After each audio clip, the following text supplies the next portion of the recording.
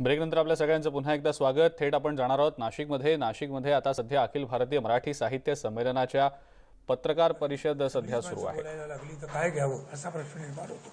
म्हणून काय घेता येईल आणि काय नाही, कमी माणसांनी बसून एकत्रितपणाने बसून नाशिकच्या संस्थेचेही प्रतिनिधी त्यामध्ये होते, त्यांना काय पाहिजे त्याचाही विचार त्यामध्ये केला जातो आणि ती रूपरेषा तयार केलेली होती। ती रूपरेषा आज साहित्य महामंडळाच्या बैठकीत सर्वांच्या समोर आम्ही मांडली। आमचे कार्यवाह डॉक्टर दादा गोरे आणि कोषाध्यक्ष डॉक्टर रामचंद्र काळुंके यांनी तिथं मांडली आणि त्यात काही किरकोळ फेरबदल करून ती रूपरेषा मान्य केलेली आहे। 3 दिवस चालणारा हा संबंध सोहळा जो आहे, या सोहळ्यामध्ये होणारे जे काही कार्यक्रम आहेत ते कार्यक्रम आणि त्यामध्ये निमंत्रित केले जावेत अशा प्रकारचे लेखक, कवी, वक्ते,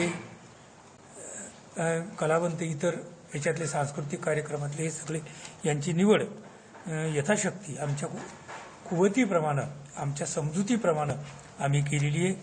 तुम्हाला ते पसंत पडतील अशी अपेक्षा आहे। काही वेळेला एखाद दुसरं नाव हे घेतलं असतं तर बरं झालं असतं असं तुम्हाला वाटण्याची शक्यता आहे आणि हे नसतं तर बरं झालं असतं असंही वाटण्याची शक्यता आहे। पण माणसं काम करतात तेव्हा अनेक गोष्टी पाहाव्या लागतात आणि त्या अनेक गोष्टी पाहून ती निवड करावी लागते। म्हणून या बाबतीमध्ये तुम्हीही आम्हाला काम करणाऱ्यांना समजून घेतलं पाहिजे अशी एक अपेक्षा व्यक्त करतो।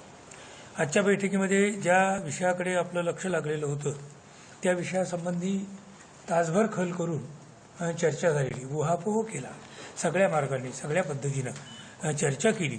जे प्रश्न उपस्थित केले गेलेले होते प्रसारमाध्यमाकडून आणि आणखी काही बाहेरच्या व्यक्तींकडून सुद्धा, त्या प्रश्नांच्या संबंधी सुद्धा चर्चा करून त्यावर काय करता येईल, यातलं निरर्थक कोणतं आणि अर्थपूर्ण कोणतं, आणि अर्थपूर्ण असेल तर मग त्याच्यावर काय करता येईल या संबंधीही आम्ही विचार केलेला आहे। साहित्य संमेलनाच्या अध्यक्षपदासाठी थोर शास्त्रज्ञ, खगोलशास्त्रज्ञ आणि विज्ञान कथालेखक डॉक्टर जयंत नारळीकर, त्याच्यानंतर थोर साहित्यिक, विशेषतः सध्याचे जे या कालखंडातले मागच्या पिढीतले जे महत्त्वाचे अशा प्रकारचे मराठीतले कथाकार आहेत त्यातलं एक महत्त्वाचं नाव श्री भारत सासणे हे एक नाव या यादीमध्ये होतं। त्यानंतर आजचे महत्त्वाचे विचारवंत, मराठवाड्यात राहणारे आणि निग्रो वाङ्मयाचा अभ्यास असलेले आणि विविध प्रकारच्या भूमिका मांडणारे डॉक्टर जनार्दन वाघमारे, प्राचार्य डॉक्टर जनार्दन वाघमारे लातूर, हेही नाव त्यामध्ये होतं। विज्ञान कथालेखक मुंबईचे बाळ फोंडके हे चौथं नाव, पुण्याचे साधारण कीर्तन परंपरेचा अभ्यास असलेले आणि त्यामध्ये लेखन करणारे, त्यांनीही पुष्कळ प्रचंड अशा प्रकारचे लेखन केलेलं आहे, ते डॉक्टर रामचंद्र देखणे यांचंही नाव त्यामध्ये होतं। नाशिकचं जुन्या पिढीतले महत्त्वाचे अशा प्रकारचे कथा कादंबरीकार मनोहर शहाणे यांचंही नाव त्यामध्ये होतं। एकूण 6 नावं होती। 10 संस्थांनी आणि निमंत्रक संस्थेनं आणि विद्यमान अध्यक्षाने म्हणजे फादर फ्रान्सिस दिब्रिटो यांनी ही नावं सुचवायची होती। फादर दिब्रिटो, नाशिकची लोकहितवादी मंडळ ही संस्था आणि महाराष्ट्राबाहेरच्या ज्या संस्था आहेत, बृहन महाराष्ट्रातल्या ज्याला आपण म्हणतो, त्या संस्थांनी या सगळ्या 6+2 8 लोकांनी एक नाव सुचवायचं होतं। आणि महाराष्ट्रातल्या ज्या तुमच्या सगळ्यांचं प्रतिनिधित्व करतात, मराठवाडा, विदर्भ, मुंबई आणि पश्चिम महाराष्ट्र, खरं म्हणजे पश्चिम महाराष्ट्रामध्ये तुमचा उत्तर महाराष्ट्र येतो, त्याचाच समाविष्ट आहे महाराष्ट्र साहित्य परिषद पुणे, तर या 4 संस्थांनी 3 नावं ही पाठवायची होती। 3 नावं पाठवायची तरतूद जरी असली तर ती नावं पाठवलीच पाहिजे असं बंधन नाही। 1 नाव पाठवलं तरी चालतं, 2 नावं पाठवली तरी चालतात, 3 नावं पाठवली तरी चालतात, 4 नावं पाठवली तर सगळीच बाद होतात। कमी असली तर चालतात, पण 4 पाठवली तर निवडणुकीचे निकष हे सगळीकडे नियम सारखेच असतात, तर त्यामुळं ती बाद होतात। ज्याला 1 नाव पाठवायचं आहे आणि त्यांनी 2 नावं पाठवली तर दोन्ही बाद होतात। तर अशा पद्धतीनं ही नावं सगळी आलेली होती। काही नावं पुन्हा निरनिराळ्या संस्थांच्याकडून आल्यामुळे ही संख्या लहान झाली। पण एवढ्या संस्था आहेत, 6 नावं कशी निदान 12 तरी पाहिजे असं तुम्हाला वाटण्याची शक्यता आहे. परंतु 3-3, 4-4, 5-5 संस्थांनी नावं पाठवल्यामुळे ते एकदाच घेता येईल. ते काही इतक्या वेळेला या ठिकाणी घेता येणार नाही. आणि म्हणून 3 नावं तशा पद्धतीची याच्यामध्ये होती. आणि बाळ फोंडके, रामचंद्र देखणे, मनोहर शहाणे यांची नावं यामध्ये होती. या सगळ्या नावांवर विचार करून आज साहित्य महामंडळानं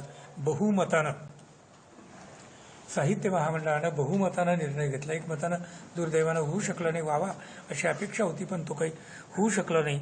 तर बहुमतानं निर्णय झालेला आहे. आणि खगोलशास्त्रज्ञ डॉक्टर जयंत आणि विज्ञान कथालेखक डॉक्टर जयंत नारळीकर यांची नाशिक इथे मार्चमध्ये होणाऱ्या 94व्या अखिल भारतीय मराठी साहित्य संमेलनाच्या अध्यक्षपदी निवड झालेली आहे. या निवडीची मी बैठकीत घोषणा केली आणि आज तुमच्यासमोर पुन्हा एकदा मी घोषणा आनंदानं घोषणा करीत आहे. आणखी एका गोष्टीचा उल्लेख, महत्त्वाचीच गोष्ट आहे ती. खरं म्हणजे काल तुमच्यापैकी काहींनी आणि फेसबुकवर, मी फेसबुक वापरत नाही, पण मला फोन आले आणि अगदी पुणे मुंबईवरूनही आले. तर काहींना त्या तारखा चुकीच्या समजल्यामुळे मी त्यांना सांगितलं चुकीच्या आहे. ज्यांनी सांगितलं, ज्या बरोबर होत्या त्यांना मी सांगितलं मला माहीत नाही, उद्या सांगेल, उद्या या संबंधी तुमच्याशी बोलेल असं मी त्यांना सांगितलेलं होतं. तर 26, 27, 28 मार्च या 3 दिवशी हे साहित्य संमेलन नाशिक येथे साजरं होणार आहे. लोक संपन्न होणारे असा शब्द वापरतात, मी जाणीवपूर्वक साजरं होणारे असं वापरतो. शक्य तितकं आपण मराठी वापरलं पाहिजे. संस्कृतपासून हळूहळू मुक्त व्हायला पाहिजे.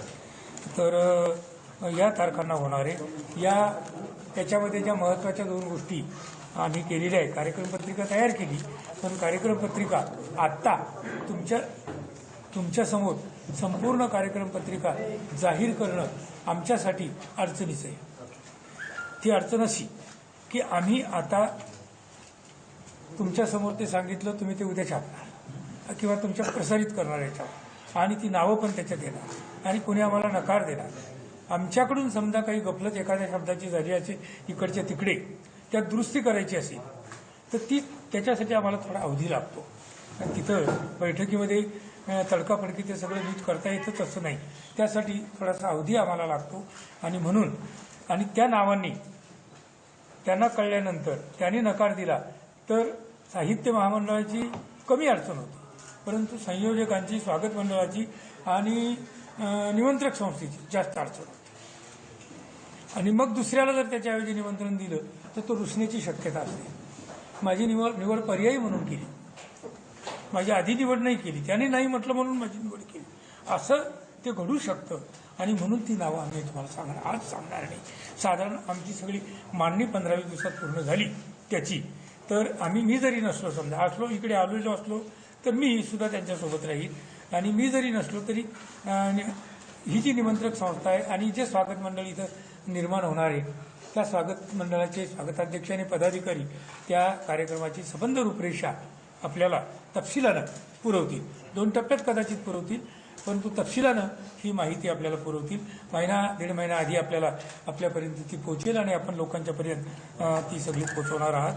तेव्हा ती नावं देत नाही. मी फक्त एवढंच आपल्याला सांगेन की या उपक्रमांमध्ये काही जुन्या पद्धतीचं आणि काही नव्या पद्धतीचं असं थोडंसं जुन्या नवं मिश्रण करून काही प्रयोग आणि काही परंपरा, प्रथा याचं मिश्रण करून ही संबंध कार्यक्रम पत्रिका साहित्य महामंडळानं तयार केलेली आहे. त्यामध्ये 6 परिसंवाद आहे. एक साधारणपणे 3-3.5 तासाचं कवी संमेलन. आम्ही 3 तास देतो, पण कवी संपेपर्यंत चालेल. म्हणजे निमंत्रित जेवढे असतील तेवढे, आयत्या वेळेची नाही, आयत्या वेळेला येणारे नाही. जेवढे निमंत्रित कवी असतील त्यांचं काव्य वाचन संपेपर्यंत चालेल. कदाचित 4 तास सुद्धा लागतील. एका बाजूला आहे, बंदिस्त आहे, त्यामुळं कुठलाही अडचण त्याच्यामध्ये नियमांची, कायद्याची ही फारशी त्या कवी संमेलनाला येणार नाही. एक कवी संमेलन मोठं निमंत्रितांचं काय कवी संमेलन होईल. एक कथाकथन होईल. 6 परिसंवाद होतील आणि 2 जे उपक्रम नवे आहेत. तर अभिजात वाङ्मय मराठीमध्ये जे लिहिलं गेलं, विशेषतः इंग्रजांची सत्ता आल्यानंतर आधुनिक गद्य लेखनाची परंपरा आपल्याकडे आली, सुरुवात झाली. आणि त्यानंतर जे सुरुवातीच्या काळामध्ये लिहिलं गेलं आणि त्याला एक वेगळा अशा प्रकारचा, ज्याला आपण अभिजात म्हणतो, पण वेगळा अशा प्रकारचा दर्जा आणि स्थान मराठी वाङ्मयात प्राप्त झालं, जे कधीच कमी होणार नाही.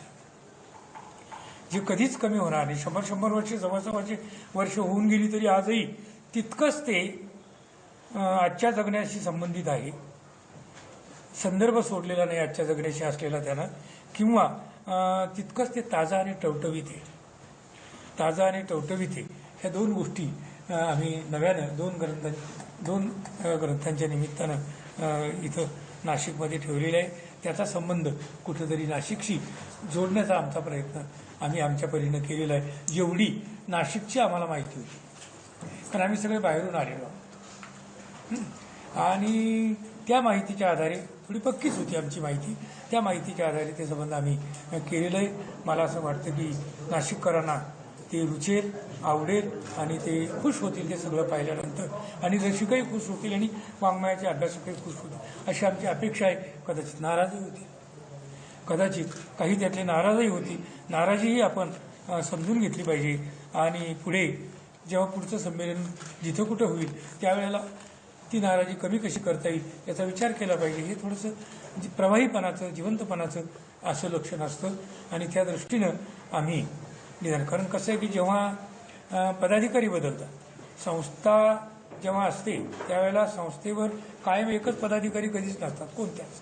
कालांतरानं ते बदल होत राहतात, नवी माणसं येतात आणि त्या माणसांची काम करण्याची पद्धत, त्यांची विचार करण्याची पद्धत जी असते, त्यांची प्रश्नांकडे पाहण्याची समज ही जी असते, तर ती समज त्या समजेप्रमाणे, त्या पद्धतीप्रमाणे ती माणसं त्यांच्या कामाची मांडणी करतात. म्हणून नवे पदाधिकारी आले की ते नव्या पद्धतीने करतात.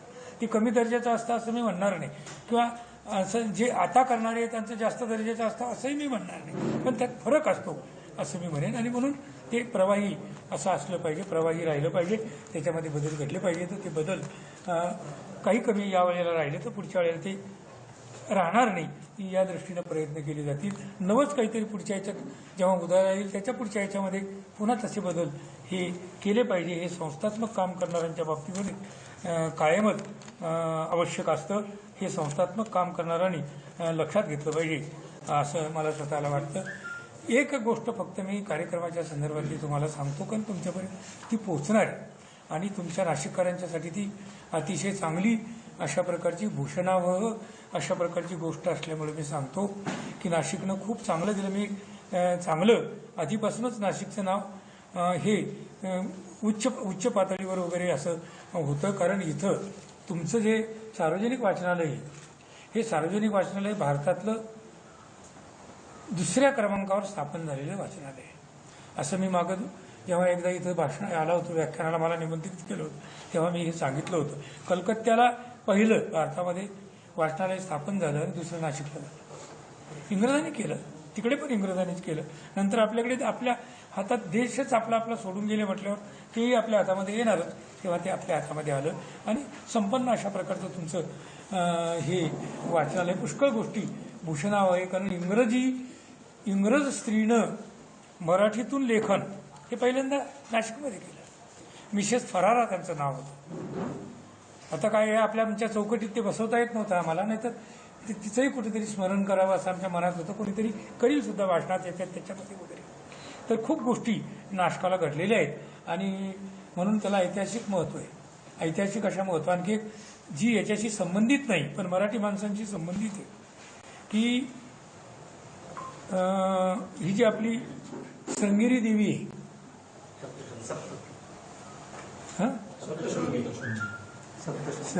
सप्तशृंगी देवी आहे. तर इथं तिच्या पायथ्याच्या जवळ मोगलांचं सैन्य आणि महाराज म्हणजे शिवाजी महाराजांचं सैन्य यांची गाठ पटली होती. त्यांचं 1 लाख सैन्य होतं आणि महाराजांचं 40,000 सैन्य होतं. महाराजांच्या जीवनातलं सगळ्यात मोठं सैन्य ते होतं. याच्यापेक्षा जास्त सैनिकांना सगळं कष्टातूनच त्यात सगळं आयुष्यच त्याच्यातमध्ये उभं करण्यातच गेलं आणि समोरासमोर गाठ पडली होती आणि स्वतः महाराज त्यात लढले होते. लढायला महाराज सुद्धा होते. 40,000 सैन्यानं 1,00,000 सैन्याला घेरायचं आणि जिंकायचं हे फार अवघड काम होतं. असे झुंजले श्रृंगेरीचे रण असे ओळ माझ्या तोंडातून निघाली एक दिवस आणि आमच्या बोराडेने लिहून घेतली ती. ते म्हणाले मला सर सांगा पुन्हा ती. तर तिथं मोगल त्यांनी पळवले आणि मोगलांचा पराभव झाला आणि तेव्हा मराठी लोकांना वाटायला लागलं की आता आम्ही कोणतं युद्ध जिंकू शकतो. ही ऐतिहासिक अशी नाशिकशी संबंधिताची घटना आहे. खूप घटना आहे, खूप गोष्टी आहे. सगळ्या बसवणं शक्य नाही. ह्या 3 दिवसाच्या तेही आपण आटोपशीर संमेलन करतो त्याच्यात बसवणं शक्य नाही. पण कुठंतरी हे लोक त्या स्वागताध्यक्ष याच्या त्याच्या भाषणामध्ये त्याचा उल्लेख कदाचित करतील. नाशिककरांना ते भूषण आहे आणि म्हणून अशा खूप गोष्टी आहेत की सगळ्या काही बसवता आल्या नाही पण काही आम्हाला या संमेलनामध्ये आणता आल्या. इतका जुना जिल्हा याला 150 वर्षे झाली. नाशिक हा जिल्हा होऊन 151 वर्ष आज झालेली आहे. आणि मला माहिती मिळाली, कलेक्टर साहेबांनी फोन केला होता माझं पत्र मिळाल्यानंतर हे त्यांच्याकडे गेल्यानंतर त्यांनी त्यावेळेला असा उल्लेख माझ्याकडे केला आणि चांगली गोष्ट आहे की त्या जी वर्षभर आता ते साजरा करणार आहे. तर या आपल्या संमेलनापासून त्याची सुरुवात होणार आहे. आणि म्हणून या जिल्ह्याच्या निमित्तानं या जिल्ह्यातील कर्तबगार स्त्री पुरुष जे कोणी आजपर्यंत होऊन गेलेले आहेत त्यांच्या तोंडून तुम्हाला नाशिक शहराची केवळ नव्हे तर नाशिक जिल्ह्यातील जिथं कुठं काय घडलं, उद्योग क्षेत्रात काय घडलं, कला क्षेत्रात काय घडलं, संस्कृतीच्या क्षेत्रात काय घडलं, गायनाच्या क्षेत्रात काय घडलं, चित्रकलेच्या क्षेत्रात काय घडलं, असं विविध समाज सुधारकाच्या क्षेत्रात काय घडलं, हे सगळे अनेक गोष्टी आहेत. माणसं शोधून त्याच्यावर सुद्धा 2 तासाची चर्चा आपण ठेवलेली. हा एवढा एक त्यातला फक्त मी तुम्हाला मुद्दाम सांगतो की नाशिककरांसाठी एक चांगली अशा प्रकारची गोष्ट माझ्या दृष्टीनं आहे. म्हणून कार्यक्रमातला एवढाच भाग मी तुम्हाला सांगतो. बाकीचा भाग फक्त किती एवढं मी तुम्हाला सांगितलं. बाकीचा तपशील ही मंडळी जेव्हा केव्हा हे संबंध तयार होईल 1 महिना त्यांना लागेल. 1 महिना त्यांना मी तुम्हाला विनंती करणार आहे की त्यांना सतावू नका.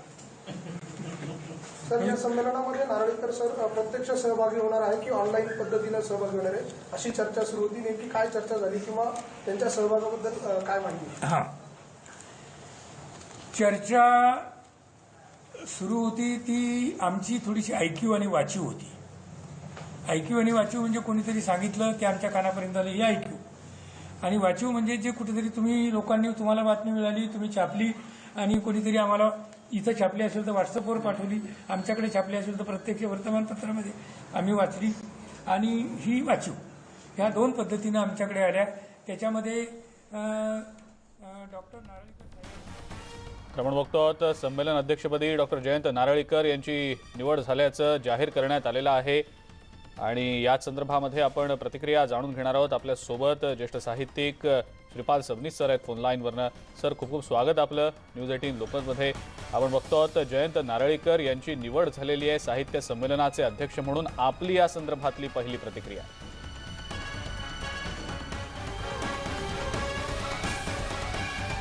श्रीपाल सबनीस यांच्याशी आपला संपर्क होऊ शकत नाहीये, त्यांचा फोन कट झाला. आपण पुन्हा एकदा त्यांच्याशी संपर्क साधण्याचा प्रयत्न करूया. मात्र ही पत्रकार परिषद सध्या सुरू आहे नाशिकमध्ये आणि या पत्रकार परिषदेमध्ये डॉक्टर जयंत नारळीकर यांची अध्यक्षपदी निवड झाल्याची अधिकृत घोषणा करण्यात आलेली आहे. पुन्हा एकदा श्रीपाल सबनीस सर आपल्यासोबत आहेत फोन लाईनवरनं. सर, जयंत नारळीकर यांची अध्यक्षपदी निवड झालेली आहे साहित्य संमेलनाच्या. आपली या संदर्भातली पहिली प्रतिक्रिया. आनंदाची गोष्ट आहे.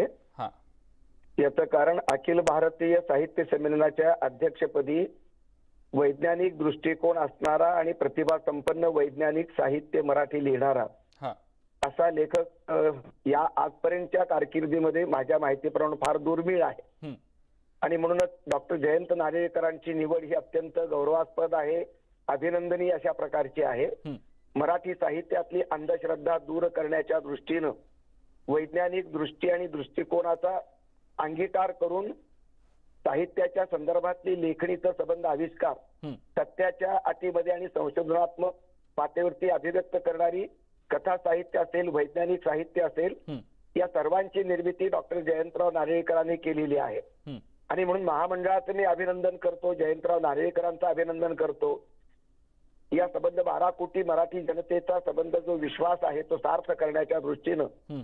आणि मराठी साहित्याला वैज्ञानिक दृष्टीचा अंगीकार करून एक नवीन अशा प्रकारचा विक्रम मराठी साहित्य संमेलनाच्या माध्यमातून करण्याच्या दृष्टीनं जयंत नारळीकरांचं साहित्य आणि त्यांची संबंध निवड हे अत्यंत स्तुत्य आहे असं मला वाटतं.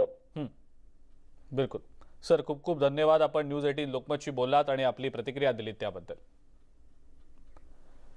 एक छोटासा ब्रेक घ्यायची वेळ झाली आहे, लगेच परत येतोय. बघत रहा न्यूज 18 लोकमत.